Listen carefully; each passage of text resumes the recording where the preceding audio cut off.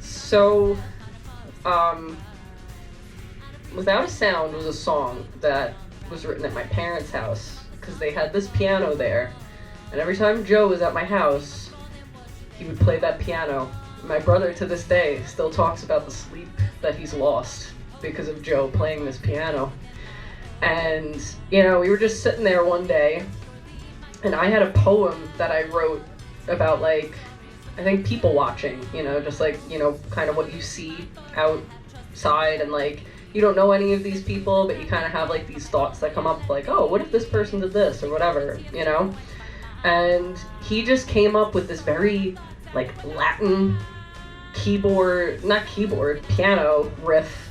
And then I kind of took the parts of my poem and then made a vocal melody that matched this, Latin piece that he was playing. And, I don't think anything really came of it way back then. It was just me and Joe, and I think we, had it as just a recording of me and Joe playing and singing it. But then, now years later, Chris was so excited because he just loves doing here. He'll just do it. Oh man. So I'm known for being a hoarder of all the stuff that we did. I recorded everything that we ever did, makings of songs, little jams or whatever. So I didn't even know I had this one. I found it. I'm like, what is Without a Sound? And I just hear this piano vocal song, and I'm like, what? When did this happen?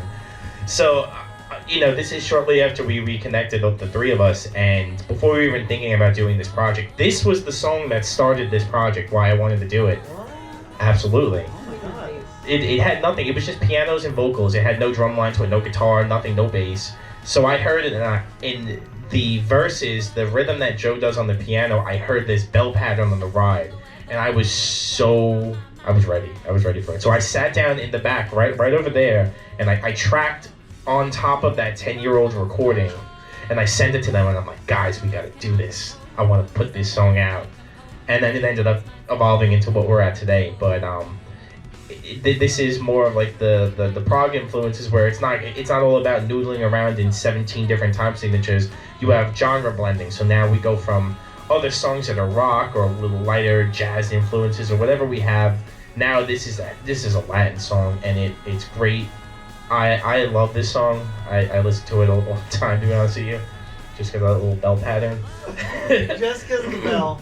To the ending of the song, we had discussed when we were rewriting everything that we wanted this to fade out, but producer Nick had other plans. So he came up with the ending that's on the record, and it came out so much better than I thought. So you have all these different evolutions of these things, and if you would have asked me 10 years ago what this song was, first of all, I would have told you, what is this song? Because I never heard it. But it turned into something I would never even have guessed. But to be honest, I think you were there when we were writing it, but you might have just been sitting on the floor playing your Game Boy SP. I definitely wasn't paying attention. I remember when we presented the song, hey guys, we made a new song, we got a new song, we're gonna show you guys. And y'all didn't like it. Well, no, you're not getting it back. Give me it back! No, you guys are like, eh. And then we were like, oh, okay. Mm-hmm. And it just didn't happen. Mm-hmm. Other songs took priority at the time. It was a new song. It was kind of like the not main writers were like showing a song. Oh, D wrote a song. Who cares? That's how it went. So, okay. I don't even know what I was going to say. I just wanted to get that away from you.